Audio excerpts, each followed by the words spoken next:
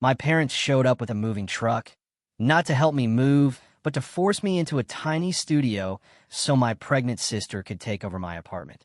As they hauled her baby furniture into my living room, they kept saying, "It's for family. Be grateful." I tried to talk. I tried to stay calm. But when they started changing the locks, I made one phone call they weren't expecting. Can you imagine waking up one Saturday morning, only to find your entire family, parents, sister, brother-in-law, pulling into your driveway with a massive moving truck? Not to help you move, but to physically move you out of your own house. I swear, it wasn't some crazy nightmare. This was my life, and in the end, I had to call the police.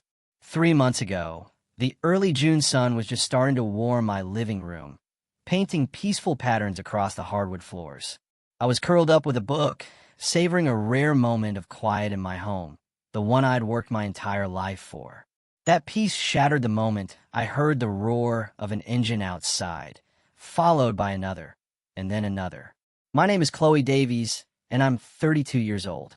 3 years ago, I poured every ounce of my savings and years of relentless hard work into buying this house, my dream home. My relationship with my parents, Eleanor and Robert, had always been complicated.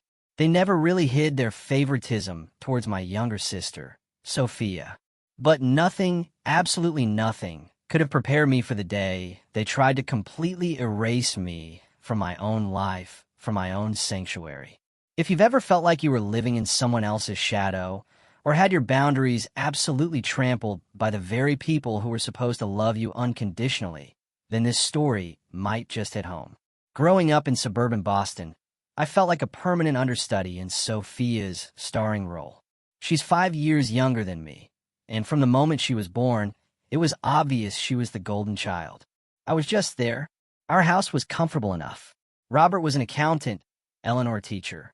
We weren't rich, but we certainly weren't struggling. They could have treated us equally, but they just didn't. I still remember my 10th birthday. I got a used bicycle, paint chipping, seat worn, that Robert had fixed up. I was grateful, truly. But 5 years later, when Sophia turned 10, she got a brand new, gleaming bike, all the bells and whistles. When I dared to point out the blatant disparity, Eleanor simply said, "Sophia has always been more sensitive than you, Chloe. You understand, right?" And I did. I understood that my feelings, my needs, just didn't matter as much. High school wasn't much different. When I wanted to attend a summer science program that would look amazing on college applications, I worked evenings and weekends at the local grocery store to pay for it myself. But when Sophia wanted cheerleading camp, Robert whipped out the checkbook without a second thought. "Your sister needs these experiences to build her confidence," he'd say. "You've always been so independent." So, I became even more independent out of sheer necessity. I studied relentlessly, applied for every scholarship. I was determined to forge my own path. Senior year, I got into several great colleges, eventually choosing Boston University because of a substantial merit scholarship. Even then, I still worked part-time jobs and took out loans. Meanwhile, my parents fully funded Sophia's education at a private liberal arts college. She changed her major 3 times and took 5 years to graduate with a communications degree. I worked through every summer, graduated in 3.5 years with honors in business and marketing despite my crazy work schedule. After graduation, I landed an entry-level marketing position in Boston. The pay was tight, but it was a foot in the door. I shared a cramped apartment with 2 roommates, working insane hours. Every promotion, every raise was earned through sheer dedication. Within 5 years, I was a senior marketing manager. 3 years after that, the youngest marketing executive in the company's history. All those years, I saved. I lived below my means, invested carefully, watched my bank account grow. I had a clear goal, a place of my own, a home that no one could take away, a physical manifestation of all my hard work and sacrifice. When I was 29, I finally had enough for a down payment on a beautiful 3-bedroom house just outside the city. Hardwood floors, big windows, small backyard. The day I got the keys, I stood alone in that empty living room, and I just cried. Tears of pure joy, of overwhelming pride. This was mine, all mine. I invited my parents and Sophia to my housewarming. They came, of course, looked around with mildly impressed expressions, and Eleanor said, "It's nice, but isn't it a bit big for just one person?" That was their version of acknowledging my achievement. No congratulations, no pride, just a subtle jab, a criticism disguised as a question. Sophia, meanwhile, had met Ethan Miller in college. He came from a wealthy family, worked at his father's investment firm. They married in an extravagant ceremony that my parents contributed to generously, despite claiming they couldn't help much with my college expenses just a few years earlier. I was a bridesmaid, smiled for the photos, and genuinely tried to be happy for her, despite the obvious double standard. For the next few years, I focused on my career and making my house a true home. I renovated the kitchen, painted every room, carefully chose furniture. One bedroom became my office, another a guest room, though I rarely had overnight guests. My house was my sanctuary, the place where I could finally escape the constant comparison to my perfect sister. Then, 2 months ago, everything changed. Eleanor called to invite me to Sunday dinner. Unusual, as family gatherings were usually limited to major holidays. When I arrived, Sophia and Ethan were already there, practically glowing. Before the salad was even served, they made their announcement. Sophia was pregnant with their first child. My parents were ecstatic. Eleanor cried happy tears. Robert opened an expensive bottle of champagne, sparkling cider for Sophia. The entire dinner became a celebration of the impending grandchild. I offered my congratulations, tried to share in their joy, but I couldn't help but notice how my recent promotion at work, which I'd mentioned earlier, was completely forgotten in the excitement. What I didn't know then was that this pregnancy announcement would set in motion a series of events that would test my boundaries, my patience, and ultimately, my relationship with my entire family. A week later, Robert called. "Chloe," he asked way too casually, "how many bedrooms do you have in that house of yours again?" "3," I replied, not thinking much of it. "My bedroom, my office, and a guest room." "Why do you ask?" "Oh, just wondering," he said vaguely. "Your mother and I were talking about how much space you have all to yourself." The comment struck me as odd, but I brushed it off. Little did I know, it was the first whisper of the storm. A few days later, Eleanor called. Ethan had been laid off from his father's firm. "Terrible timing with the baby on the way," she lamented. "They're really worried about their financial situation." I expressed sympathy, but pointed out Ethan came from a wealthy family and Sophia had been working as a social media manager. Surely they weren't destitute. "Well," Eleanor said, lowering her voice conspiratorially, "they've been living beyond their means for a while. That luxury apartment costs a fortune, and they have quite a bit of credit card debt." This was news to me. Sophia and Ethan always projected an image of effortless financial success. Designer clothes, frequent vacations, lavish lifestyle. A pang of annoyance hit me. They'd been living extravagantly while I'd been carefully saving, making responsible choices. But I kept those thoughts to myself. The calls about Sophia's situation became more frequent.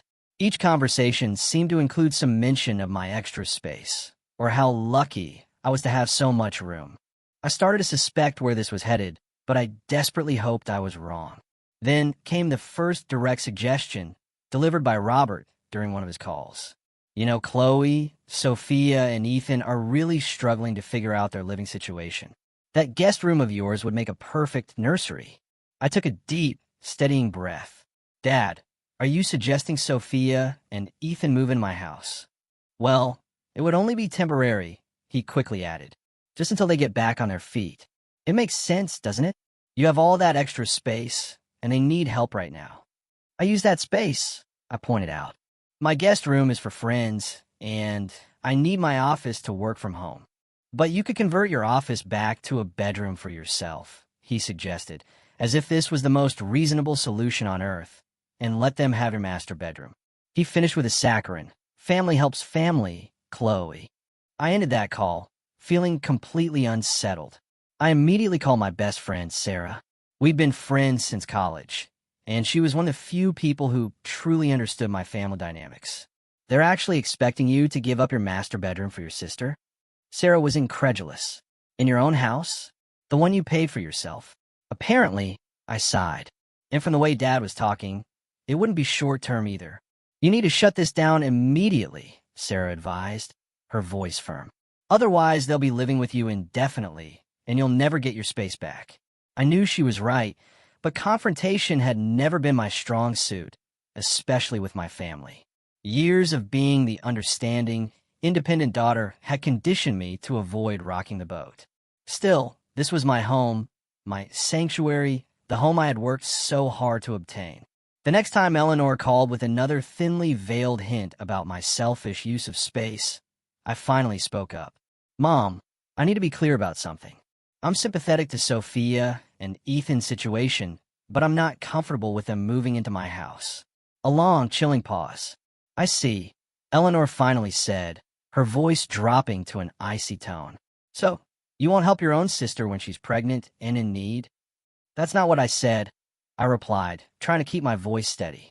I'm happy to help in other ways, but having them move in with me isn't the right solution. I never thought you would be so selfish, she snapped.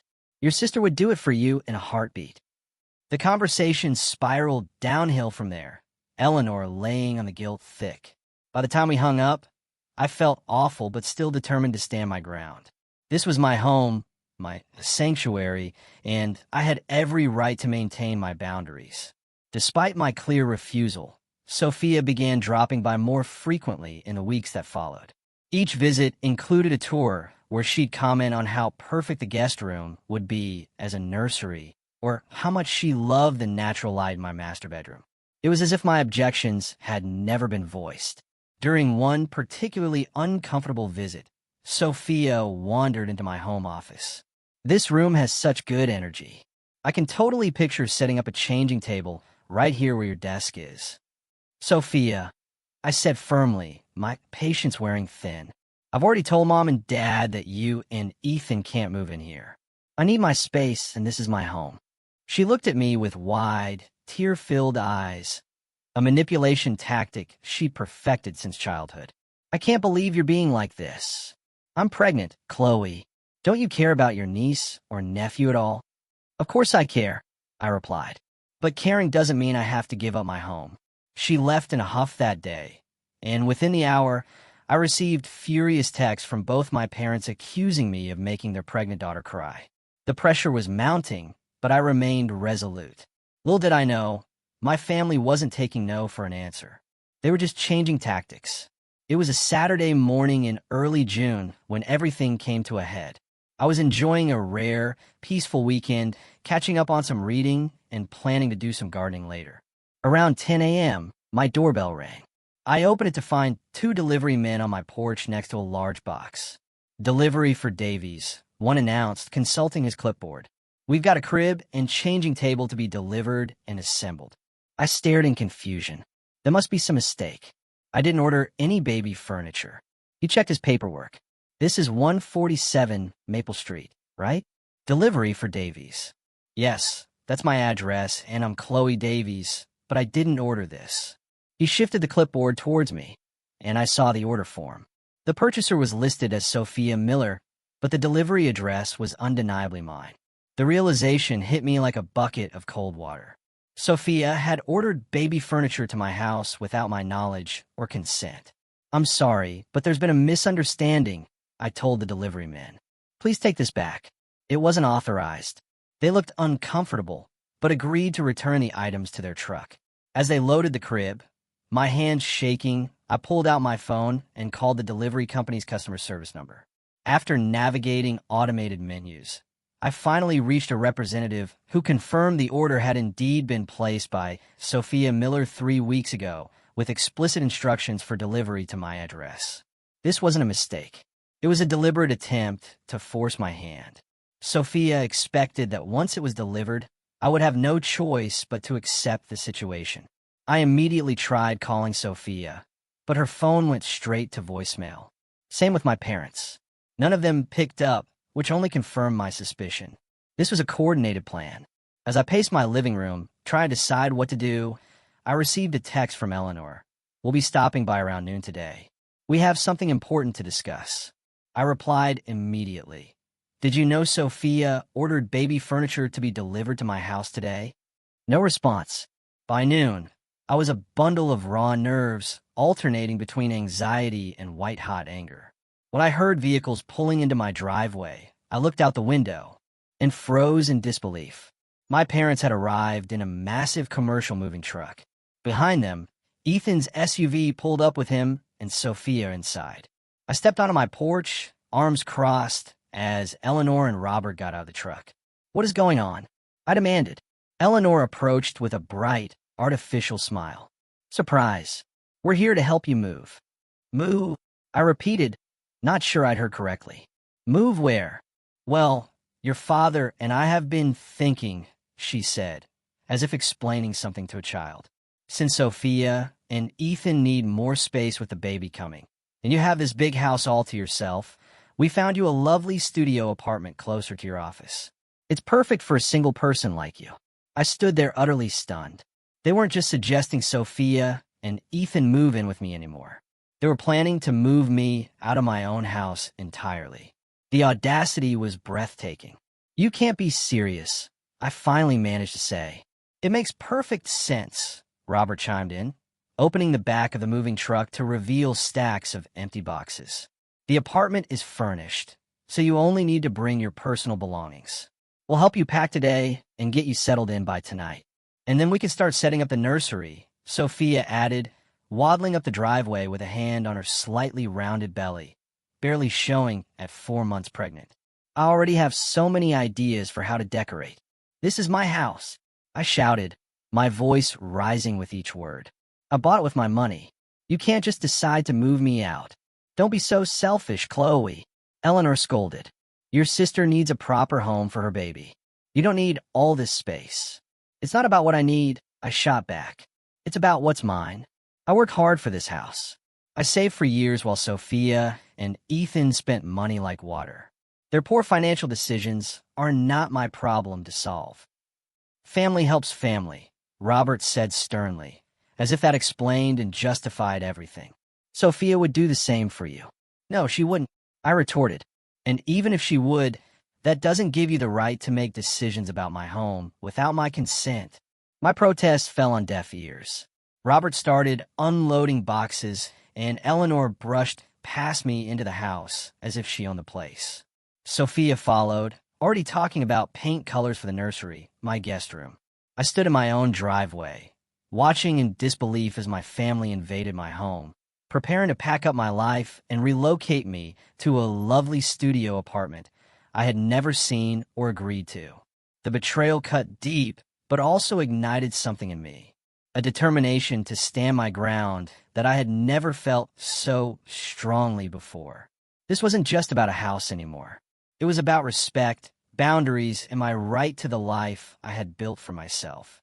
And I wasn't going to let anyone take that away from me, not even my own family. I followed my parents and Sophia into my house, my shock quickly transforming into white-hot anger. Eleanor was already opening kitchen cabinets, commenting on which dishes I should take and which could stay for Sophia. Robert had set up several empty boxes in the living room and was wrapping my framed photographs in newspaper. "Stop," I shouted, my voice echoing through the house. "Stop this right now. You have no right to touch my things." "Don't be dramatic, Chloe," Eleanor said dismissively. "We're helping you. The sooner we get you moved, the sooner everyone can settle in." "I am not moving," I stated as firmly as I could. "This is my house. I did not agree to this plan, and I want you all to leave now." Ethan had entered the house by this point, carrying some kind of baby furniture catalog. He at least had the decency to look uncomfortable, hovering near the door while the rest of my family continued their invasion. "Honey," Robert said in that patronizing tone he'd used throughout my childhood, "we've already put down the deposit on the studio apartment. It's a great deal, and it's much more suitable for your lifestyle." "My lifestyle?" I repeated incredulously. "You mean my lifestyle as a successful marketing executive who can afford a 3-bedroom house on her own? That lifestyle?" "You know what we mean," Eleanor interjected. "You're single. You work long hours. You hardly need all this space. Sophia and Ethan are starting a family. They need a proper home. Then they should buy one," I exclaimed, just like I did.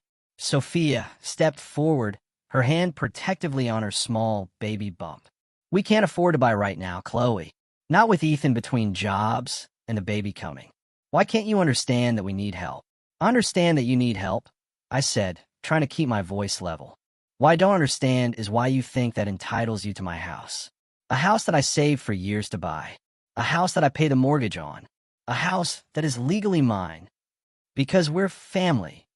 Eleanor said, as if that explained everything. And in this family, we help each other. Help each other? I laughed bitterly. When have you ever helped me? When have any of you ever put my needs first? I worked my way through college while you paid Sophia's full tuition. I saved for years to buy this house while you gave Sophia and Ethan a lavish wedding. And now you want to take away the one thing I've worked hardest for. Eleanor gasped as if I'd slapped her. How dare you? We've always supported you. No, you haven't, I said, years of pin-up resentment finally spilling out. You've always favored Sophia, always. And now you're trying to take my house from me to give to her, just like you've given her everything else. Through the front window, I could see my neighbors, the Parkers, an elderly couple who had always been kind, standing on their porch with concerned expressions. I realized we were creating quite a scene, but I was beyond caring about appearances at this point. We're not taking anything, Robert insisted, though his actions, wrapping my possessions in newspaper, contradicted his words. We're just helping both our daughters. Sophia needs a house, and you need to downsize. I don't need to downsize, I countered. I love my house. I love having an office where I can work from home. I love having a guest room for when friends visit. I love my garden and my kitchen and every single thing about this place. And it's mine. During our argument, Ethan had been unusually quiet, shuffling uncomfortably near the door. Now he finally spoke up, though his voice was hesitant. Maybe we should have discussed this with Chloe first. Eleanor shot him a withering look. Don't you start, too. This is family business. Yes, it is family business, I agreed. And in a healthy family, you would have respected my boundaries and asked for my input instead of planning all this behind my back. Sophia began to cry. Big, theatrical sobs that had always worked to get her way in the past. I just want a nice home for my baby, she wailed. Why are you being so cruel? I'm not being cruel, I said firmly. I'm setting a boundary. This is my house, and I'm not giving it up. If you need help finding a place to live, I'm willing to help you look. I'll even help with the security deposit on a rental, but you're not moving in here, and I am certainly not moving out. Robert had continued packing during our argument, ignoring my objections entirely. Now he picked up a box of my books and started carrying it toward the door. Put that down, I demanded, stepping in front of him to block his path. Chloe, don't be difficult, he said. We found you a perfectly nice apartment. You're being selfish. I'm being selfish. I was practically shouting now. For wanting to keep my own house? The house that I bought with my own money. The house that has my name and only my name on the deed and mortgage. Eleanor had moved on to my bedroom, where I could hear drawers being opened and closed. I rushed upstairs to find her going through my clothes, sorting them into piles on my bed. Get out of my room, I ordered, my patience completely gone. Get out of my room. Get out of my house, all of you. No, we're trying to help you.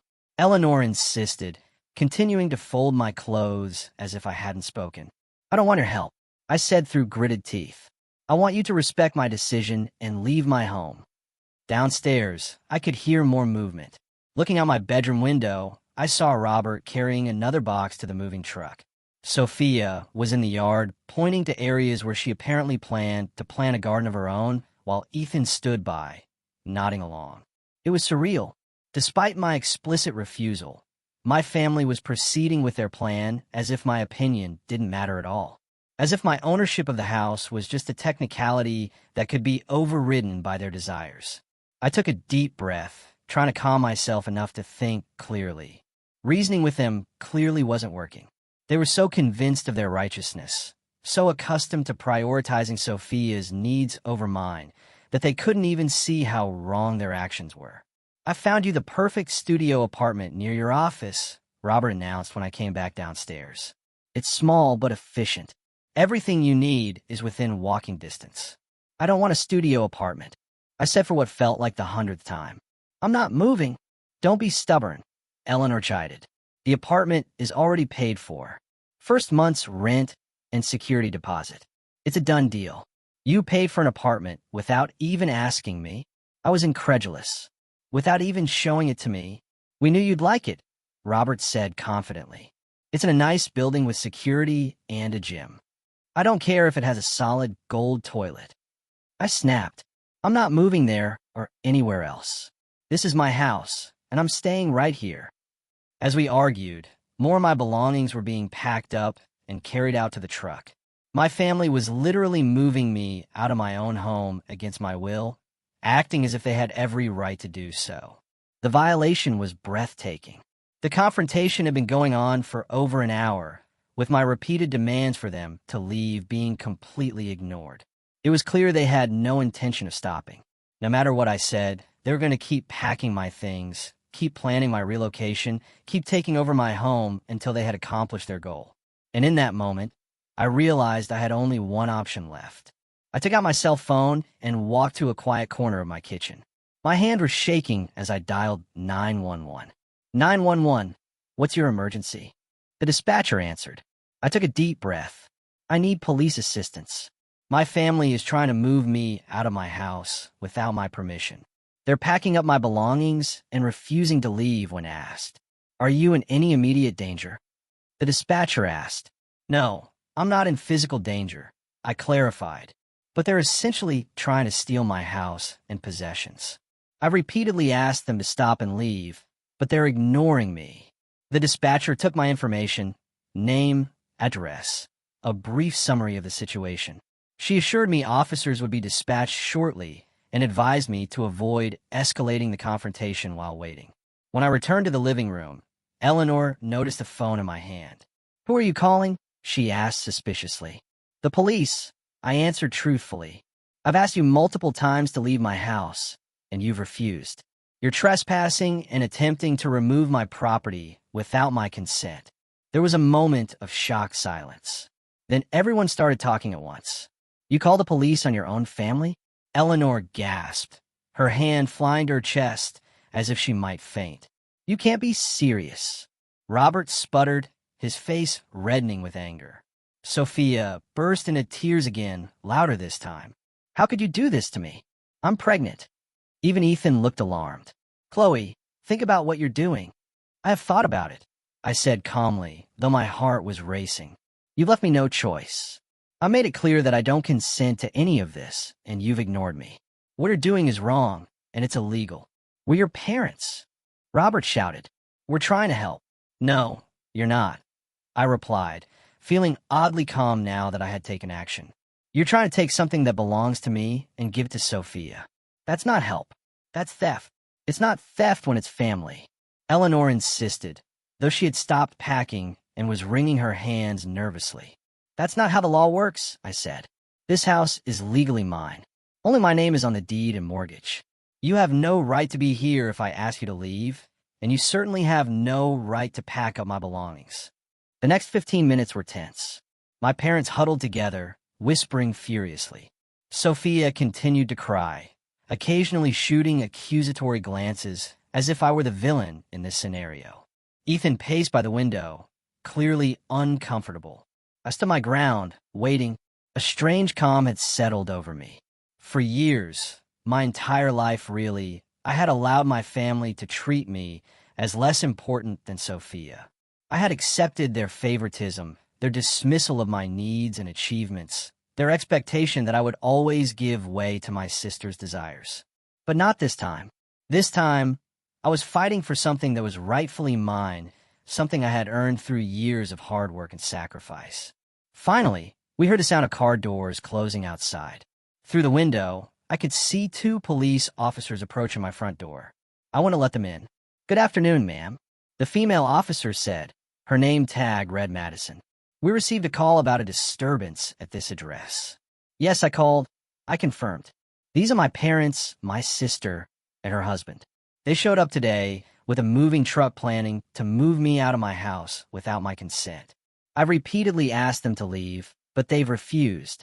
Officer Madison and her partner, Officer Reynolds, stepped into my living room, taking in the scene. The half-packed boxes, my family's tense expressions, the moving truck visible through the window. "Is this your residence?" Officer Madison asked me. "Yes," I confirmed. "I'm the sole owner. I purchased it 3 years ago, and I'm the only one on the deed and mortgage." "That's true," Robert reluctantly admitted when. Officer Madison looked to him for confirmation. "But we're her parents, and we're just trying to help our daughters." Officer Madison's expression remained professional but stern. "Sir, regardless of your relationship, you can't move someone out of their own home without their consent. If the homeowner has asked you to leave, you need to comply. But we've already paid for an apartment for Chloe." Eleanor protested. "And Sophia needs this house for her baby." "Ma'am, that doesn't change the legal situation," Officer Reynolds explained patiently. "Your daughter owns this house.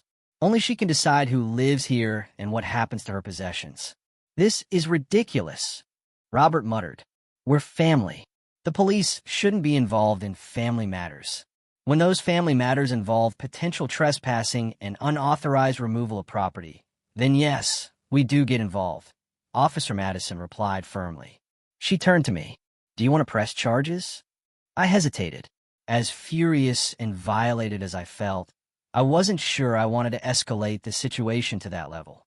"Not at this time," I said finally. "I just want them to leave and take the moving truck with them." Officer Madison nodded. "In that case, I need to ask all of you to vacate the premises immediately," she told my family. "Any items that have already been moved to the truck need to be returned to the house." "This is outrageous," Eleanor sputtered. "Being a parent doesn't give you the right to override property laws," Officer Reynolds stated simply.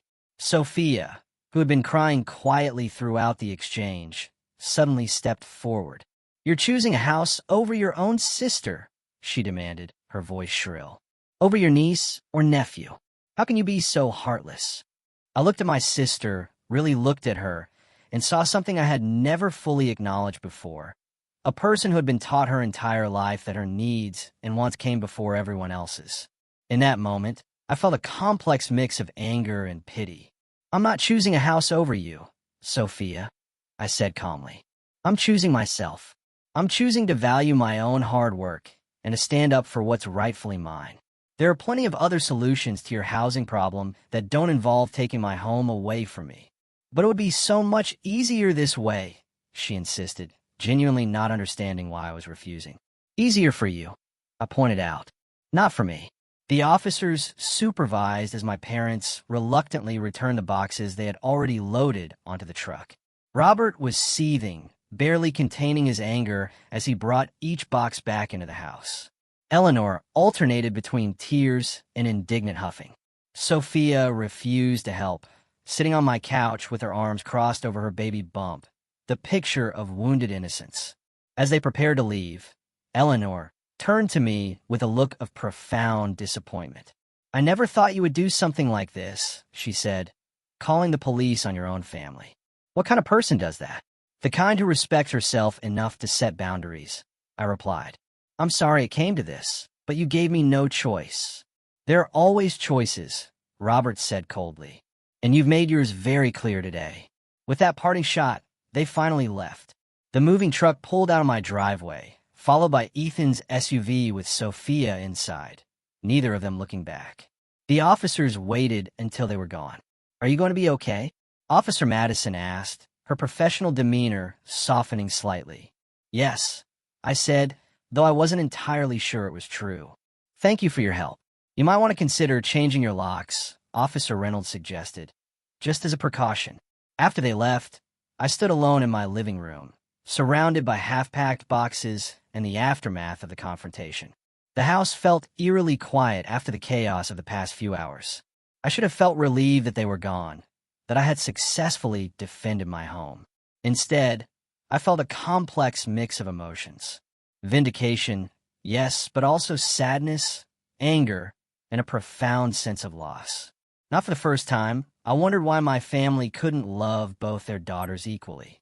Why Sophia's needs always had to come at my expense. Why they couldn't be proud of what I had accomplished instead of seeing my success as a resource to be exploited for my sister's benefit. But for the first time, I had stood up for myself in a way they couldn't ignore or dismiss. I had drawn a line and enforced it, even when it was painful to do so. And despite the emotional turmoil, there was a small spark of pride in that accomplishment. I began unpacking the boxes, reclaiming my possessions and my space. This was my home, mine, and I had fought for it. The immediate hours after my family left were surreal. I moved through my house in a daze, putting back the items they had packed, erasing the evidence of their attempted takeover. With each book returned to its shelf, each framed photo placed back on the wall, I reclaimed my space bit by bit. When everything was back in order, I sank onto my couch, emotionally exhausted. The house was quiet, too quiet. The silence seemed to emphasize the enormity of what had just happened, the irreversible line I had crossed by calling the police on my own family. I followed Officer Reynolds' advice and called a locksmith, who arrived within the hour to change all the locks. It was an expense I hadn't planned for, but the peace of mind was worth it. As the locksmith worked, I couldn't help but reflect on how it had come to this, needing to literally lock my family out of my home. Once I was alone again, the emotional dam broke. I curled up on my couch and sobbed. For the family I wished I had, for the years of unequal treatment, for the shocking betrayal I had just experienced, and for the uncertain future of my family relationships. It was a purging of grief and anger that left me feeling hollow, but somehow clearer. The aftermath was swift and widespread. My phone began buzzing with text messages and calls almost immediately. My parents had wasted no time in sharing their version of events with the extended family. A version that painted me as the villain who had called the police on my pregnant sister and elderly parents for no reason. Aunt Carol, how could you be so cruel to your sister in her condition? Uncle Brian, your parents raised you better than this. Cousin Jessica, I can't believe you would choose a house over family. Message after message rolled in, each one more accusatory than the last. None of them asked for my side of the story. None of them questioned why my parents had shown up with a moving truck in the first place. In their eyes, I was clearly the one at fault. I shut off my phone, unable to deal with the barrage of judgment. The next morning, I awoke to find that Sophia had taken the conflict public. She had posted a lengthy, tear-jerking account on social media about how her heartless sister had called the police on a pregnant woman and was denying her innocent unborn child a proper home.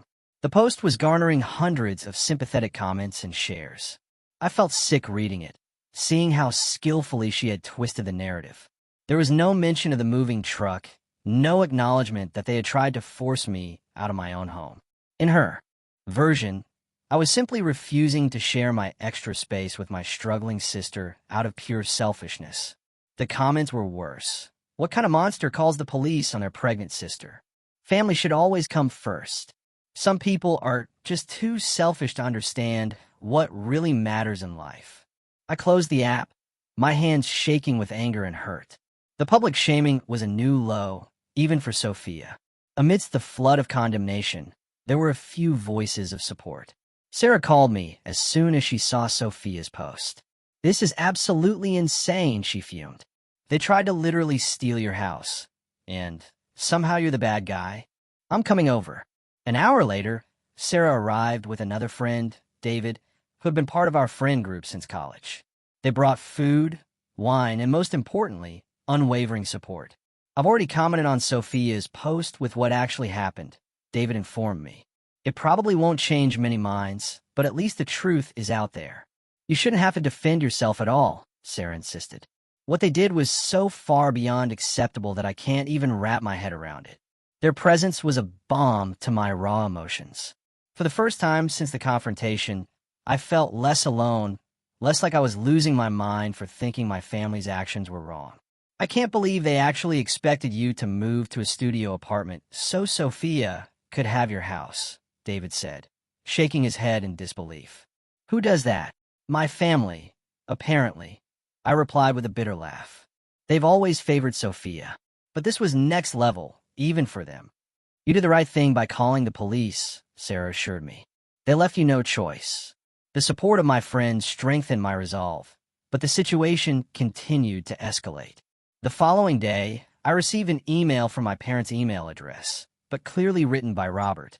It contained a detailed list of every expense they claimed to have ever incurred on my behalf, from hospital costs for your birth to gas money driving you to college. The email ended with, "Since you've made it clear that family obligations mean nothing to you, we expect repayment of the above amounts." I stared at the email in disbelief. They were invoicing me for being born and raised. It was so absurd that it would have been laughable if it weren't so hurtful. The harassment didn't stop there. My parents began calling my workplace, trying to reach me when I wouldn't answer their calls on my personal phone. My boss, Michelle, called me into her office after the third such call. "Chloe, is everything okay?" she asked, concern evident in her voice. "Your parents seem quite upset about something."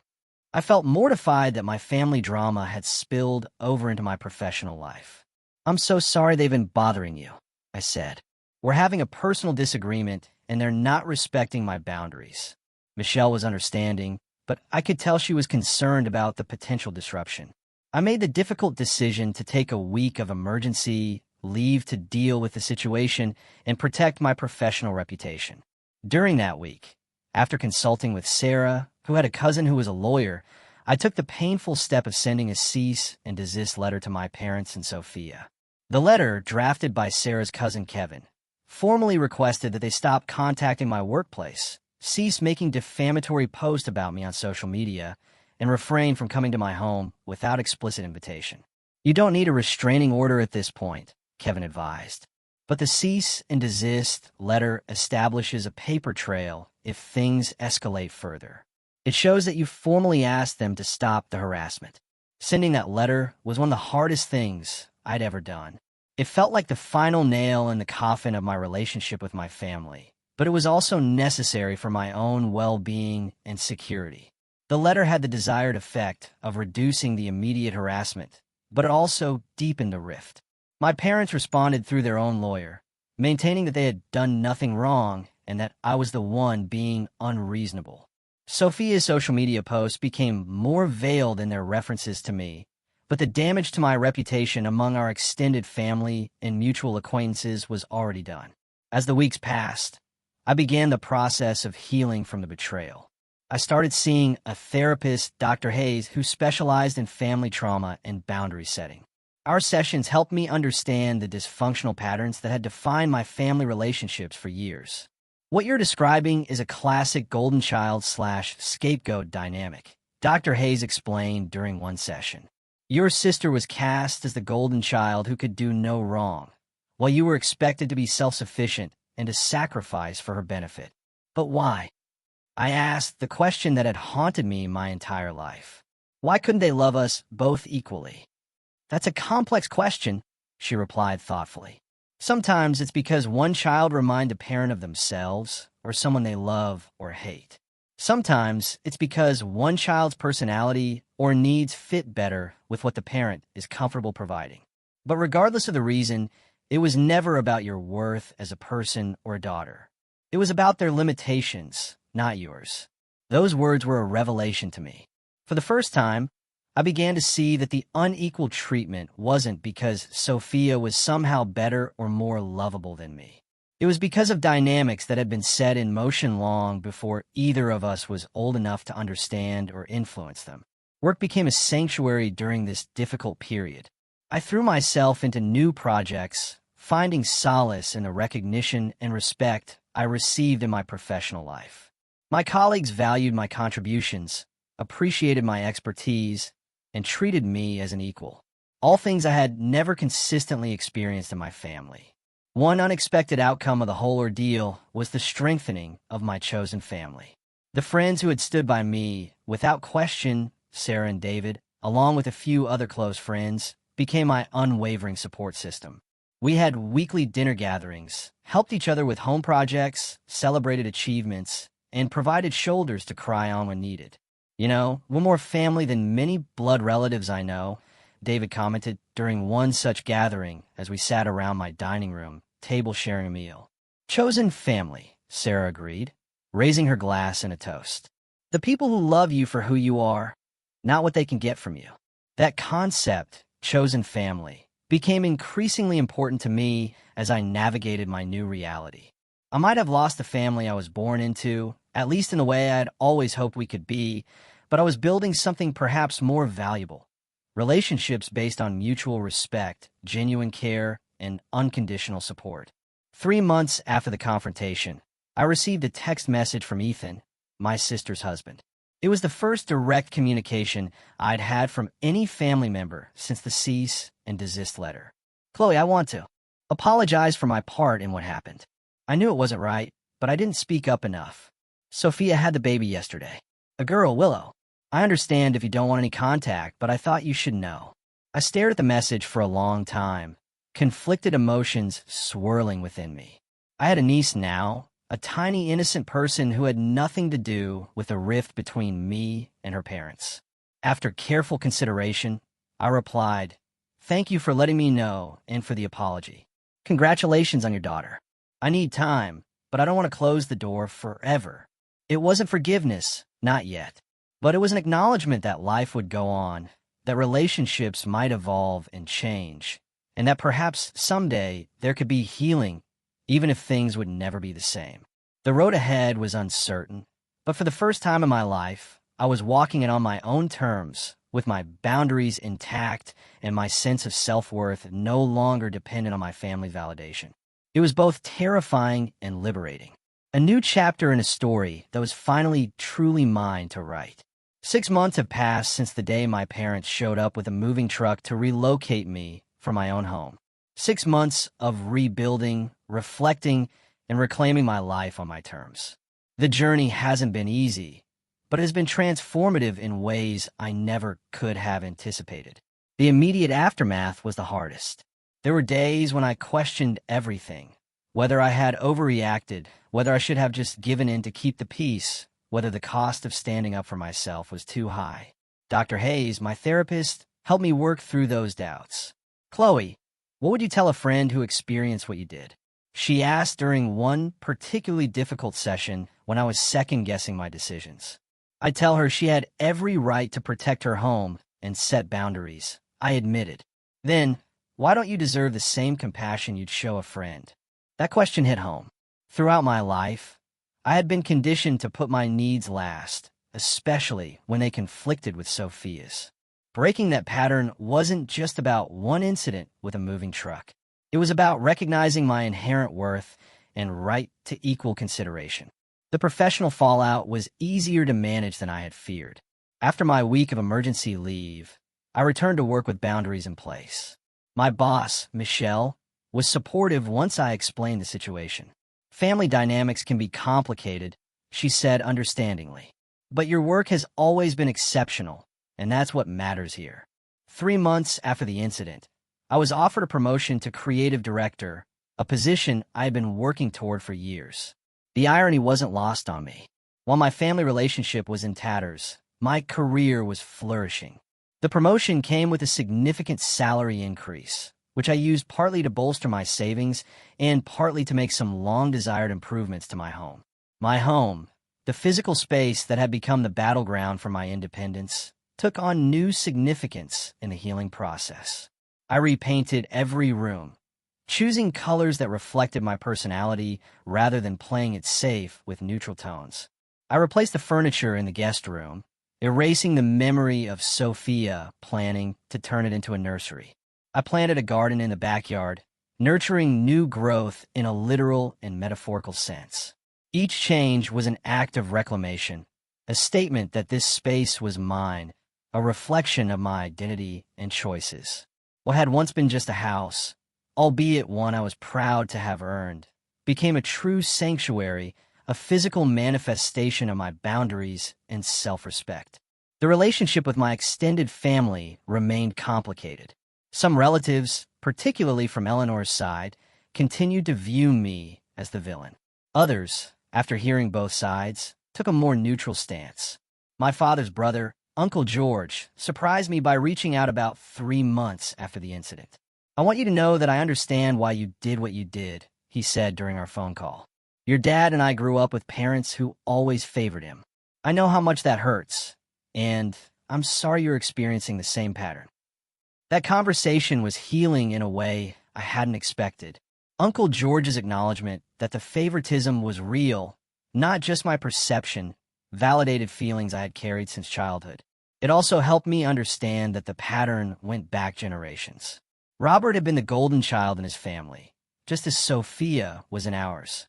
As for my immediate family, the relationship remained strained, but was slowly evolving.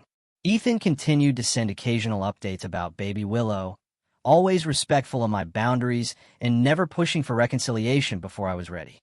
My parents maintained their distance, though Eleanor sent a birthday card with a brief, somewhat stilted note. Sophia remained the most distant, her pride apparently still wounded by my refusal to sacrifice my home for her benefit. I did eventually meet my niece, Willow, when she was 4 months old. Ethan brought her to a neutral location, a park near my house, for a brief, somewhat awkward, but ultimately meaningful introduction. Holding that tiny, innocent person, I felt a complex mix of emotions. Love, certainly, but also determination that she would grow up seeing her aunt as a whole person with valid needs and boundaries, not just a resource to be exploited. "She has your eyes," Ethan remarked as I cradled Willow. "Poor kid," I joked, and we shared a genuine laugh. Perhaps the first step toward a new kind of relationship. The most profound changes, however, came in my personal growth and the strengthening of my chosen family. The friends who had supported me through the crisis became even more important in my life. Sarah, David, and I started a tradition of Sunday brunches at my house, often joined by other friends who needed community and support. "You know, your house has become the gathering place for all of us," David observed during one such brunch. Ironic, considering everything that happened. "Maybe that's part of why it happened," Sarah suggested thoughtfully. "This house was always meant to be filled with love and laughter, just not in the way your parents envisioned." She was right. My home had become a hub for a family we had created ourselves. People who chose to be in each other's lives, who respected each other's boundaries, who celebrated each other's successes without jealousy or conditions. About 4 months after the moving truck incident, I met Daniel at a charity event hosted by my company. He was a graphic designer whose work I had admired from afar for years. Our connection was immediate and easy. Lacking the drama I had come to associate with relationships after watching my family dynamics for so long. When I eventually told him about what had happened with my family, I was nervous about his reaction. Would he think I was overreacting? Would he see it as a red flag that I had such complicated family relationships? "They tried to move you out of your own house," he repeated, his eyes wide with disbelief, and then got upset when you objected. That's insane, Chloe. You absolutely did the right thing." His unhesitating support was refreshing and healing. As our relationship developed, I appreciated how he respected my boundaries, never pushed for family reconciliation before I was ready, and understood when certain topics or situations triggered old wounds. "Healthy relationships are built on mutual respect," he told me once after I thanked him for his patience with my family issues. "It's not complicated. Through therapy, supportive relationships, and honest self-reflection, I gradually came to understand that what had happened with my family wasn't just about a house or a moving truck. It was about a lifetime of patterns of Sophia's needs always coming first, of my achievements being diminished or exploited, of boundaries being ignored. The incident, painful as it was, had forced these patterns into the light where they could no longer be denied or rationalized away. It had been the catalyst for necessary change, for setting boundaries that should have been established long ago. Dr. Hayes helped me see that while I couldn't control my family's behavior or choices, I could control my response to them. I could choose to maintain my boundaries without guilt. I could decide what kind of relationship I wanted moving forward, if any. I could define family on my own terms. The most powerful realization in family therapy, she told me, is that as adults, we can choose the nature of our family relationships. We're no longer powerless children who must accept whatever treatment we're given. That realization was liberating. I wasn't obligated to maintain toxic relationships simply because of blood ties. I wasn't required to sacrifice my well-being on the altar of family harmony. I could love my family while still protecting myself from their harmful behaviors. Today, 6 months after the moving truck incident, my life looks very different than it did before. My relationships are healthier, built on mutual respect rather than obligation. My home is truly my sanctuary, filled with colors and objects that bring me joy. My career continues to flourish, fueled by the confidence that comes from standing up for yourself and discovering your own strength. My relationship with my birth family is still evolving. There have been tentative steps toward reconciliation, primarily through Ethan and baby Willow. My parents and I exchange occasional text messages, more civil than warm, but no longer hostile. Sophia and I remain distant, though I hold hope that time and maturity might eventually heal that particular wound.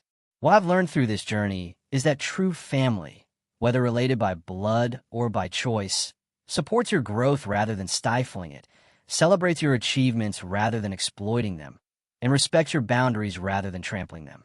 I've learned that standing up for yourself isn't selfish. It's necessary for genuine relationships built on mutual respect. Most importantly, I've learned that home isn't just a physical space with your name on the deed. It's a place where you are valued, respected, and free to be your authentic self. My house is still mine, but now it's truly a home in every sense of the word. So, if you're watching this and struggling with family boundaries, know that you're not alone. Know that it's okay to protect yourself, to set limits, to expect respect. Know that sometimes the hardest choices lead to the most necessary growth. And know that family, real family, should lift you up, not tear you down. Thank you for listening to my story. If it resonated with you in any way, please hit the like button and subscribe to hear more stories of healing and growth. Leave a comment below and tell me, what was the toughest boundary you ever had to set with family? Your experience might just be the light someone else needs right now. Remember, we're all in this journey together. And by sharing our stories, we help each other find the courage to write new chapters. Until next time, take care of yourselves and each other.